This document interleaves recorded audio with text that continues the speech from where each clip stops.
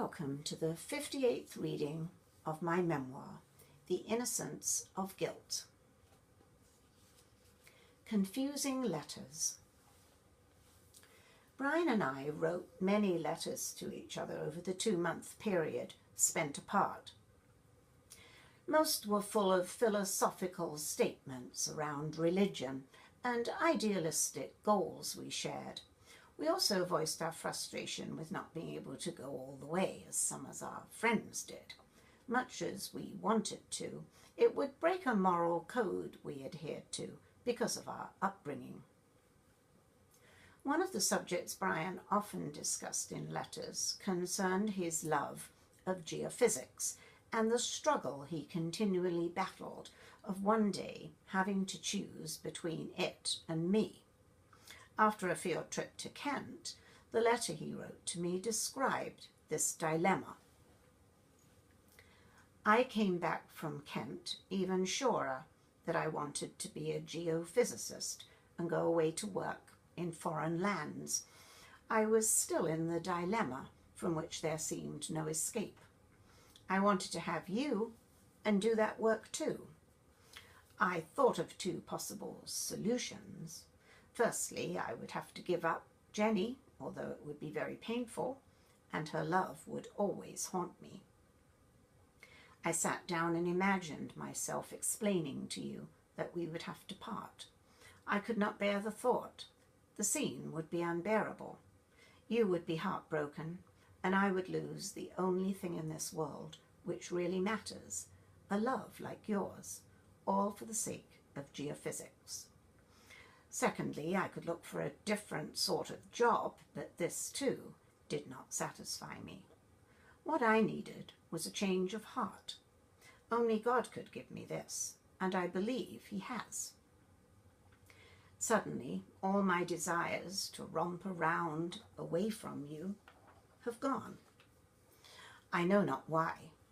I hope this feeling is not just a flash in the pan, for I really want to be with you every night, every evening of my life. I wrote back the next day. How can I find the words to express how wonderful your letter was? I tore indoors. I picked up the letter from the village home office and upstairs and shut myself in my bedroom, opened it, gave a great big sigh to prepare myself for goodness knows what, and started to read. I reached the part where you started to talk about your career, and I stopped reading for fear of what I might find. As I continued and realized what you were saying, I started to cry because I was so happy. I shook like a leaf and couldn't believe my eyes. Dear Brian, for months now, I have had at the back of my mind the thought that one day you would go away and leave me. Not because you wanted to, but because there seemed to be no other way out. I was going to be very brave about it, and I prayed that I wouldn't be weak so as to make you feel you were cruel in leaving me. In the letter, I shared a dream I had had of our tearful farewell, how he boarded a huge ship destined to take him away from me forever. On the day of departure, he walked backwards towards the ship so as to keep his eyes on me until he reached it. This fear of his leaving haunted my mind, so that sometimes when we were at our happiest, I knew the happiness was not to be forever. Love was the most important thing in the world to me, and without it, I would be nothing. So by the writing of one letter, he had rid me of months of wandering and depression. 2 days later, I received a reply. My openness had obviously shocked him. This morning, after reading the first few pages, I felt curiously happy and unhappy. Happy because you obviously were, but unhappy because of the deep hurt I have caused you. I regret everything I have said that has caused you to cry by yourself with no one to reassure you. How can I ever repay you for every sob you have sobbed because of my selfishness? I wish deeply that I could be with you, to show you that I mean what I say, to show you how much I love you. If only I had known that you were so unhappy, even in your happiest moments, even in my moments of greatest conviction that I must go abroad. My love for you was still intense. I just thought that I could do it, and really I still think I could. For men, at least as far as I'm concerned, can cast love aside when their work and career is important. Cast love aside. I could never imagine myself doing that. Then he wrote about his frustration in trying to get a joint 21st birthday party arranged for us. His in September, mine in October. We didn't have enough friends to rent a hall, so he thought of having a small party in his parents' lounge. He talked to my mother, and she happily offered to make some food. When he approached his mother, he was met with cold looks and a defiant refusal. She claimed he only wanted to have a party at his house so I could have somewhere to hold mine. Such were her feelings towards me at the time.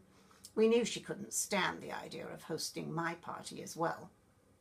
Mum said, obviously, she wasn't good enough for the likes of Oliver and Kay in their fancy bungalow. So it started off a long-term snobbish feud of sorts between our families. I wrote to Brian that certain friends had asked if I was engaged, and I didn't know how to answer. Had he any suggestions? He wrote back, "So people keep asking you if you are engaged.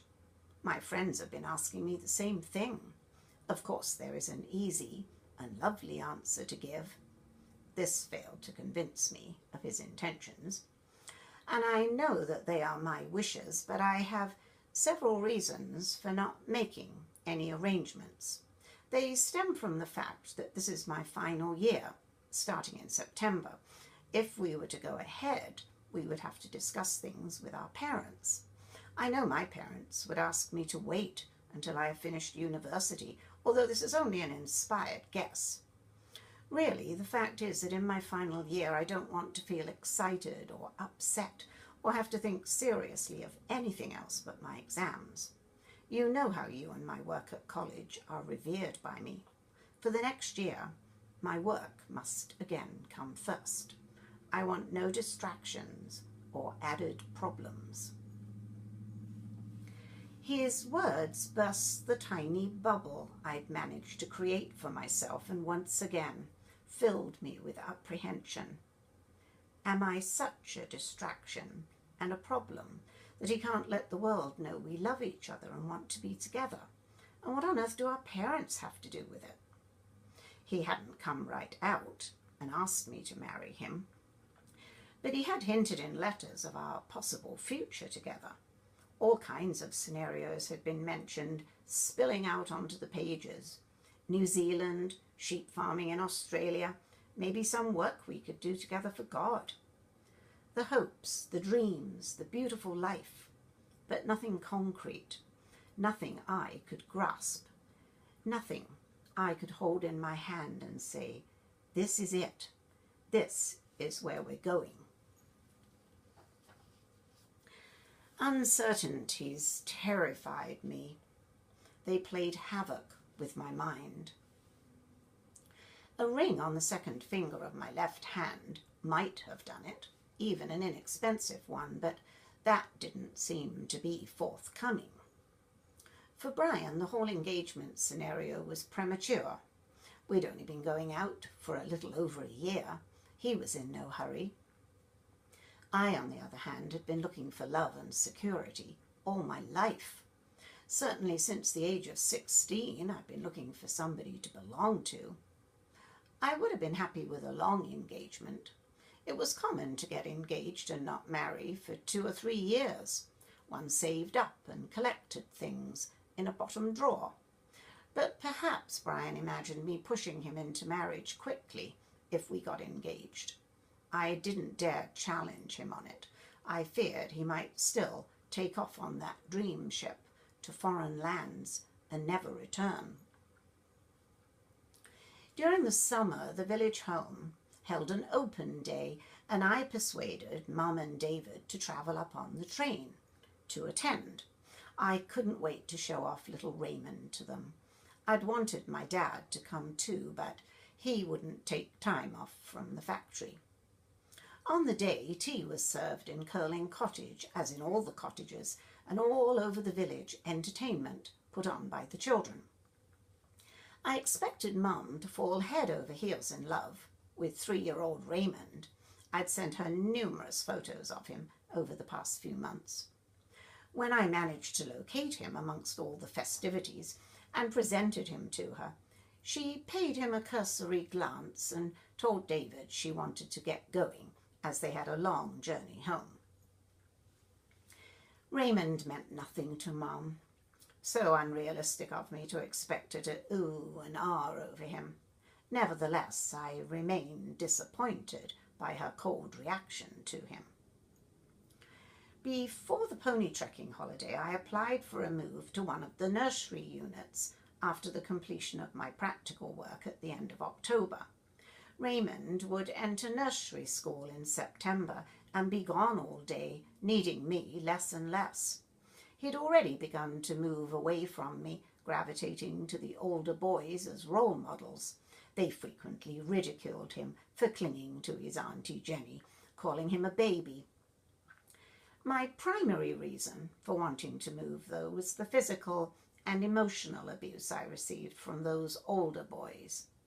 Auntie Maud accepted it from her precious charges as normal behaviour, but I wasn't willing to put up with the punches, kicks, and verbal insults any longer. Painful reminders of home. I figured I'd be safer with babies. I'd also become obsessed about wearing a nurse's uniform, an identity marker. My interview in Baby's bungalow at the end of August went well. Nurse May, a slim woman in her late 30s, asked me the extent of my experience with babies in the cottage, and I bluffed my way through her questions. I knew what she wanted, and I acted the part. She shook my hand at the end of the interview, smiled, and said, "You'll be an asset to Baby's bungalow." I left floating on an invisible cloud of well-being. Brian wrote to me in a guarded fashion, warning that I may not find the nursery too different from cottage life. He reminded me of my excitement not too many months ago. If I had dared to read between the lines, I would have picked up what he probably wanted to say. Don't expect me to be as ecstatic as you obviously are about your new appointment, because you don't seem to know what you want to do. There would have been no point in him being that direct, as Baby's bungalow was the answer to my dreams. Thank you for listening. Please feel free to subscribe, like, or comment on this reading, and hopefully you will tune in to the next one. Bye for now.